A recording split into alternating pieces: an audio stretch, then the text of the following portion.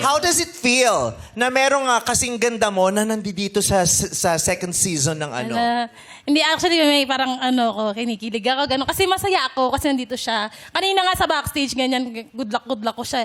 Be, galingan mo, ganyan. Chika-chika ka lang doon, ganyan. Ano lang ba? Parang, tawag doon? Friend mo siya. Ayun po. Friend ko sa Facebook, tapos chika-chika na kami nun. Si Joy, siya lang yung ginudlak mo, si Tu hindi? Wala pa si Tuwan pa lang to. Hindi, si Tu nga, hindi niya ginudlak, si Juan lang ginudlak mo. Medyo hindi, parang sinabay ko na lang din. Sabay. Dalawa sila. Okay. Eh. Kasi, Sinabay si niya Tu, na. pati din si Tu. Napanood mo ba yung season niya nung sumali? Yes po. Siya nga po yung inspiration ko. Ba't nandito? Kaya napakahalaga ng representation. Yeah. True. Diba?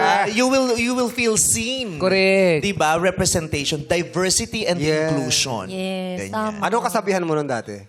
Ano ba yun? Ngayon may bago na akong kasabihan ko yun. Yung kasabihan ko. Ano na yung bago? Nakalimutan ko na kasi yun. Basta sabi ko lang yung, Ano yung kasabihan mo ngayon?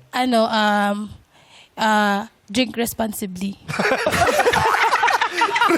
Taalak pa rin. Taalak pa rin. Pangingulong pala siya. Lumayas ka din. Ibalik mo yung hikaw mo sa LRT. Ang daming natutumba, walang mahawakan dahil nasa tenga mo ngayon yung...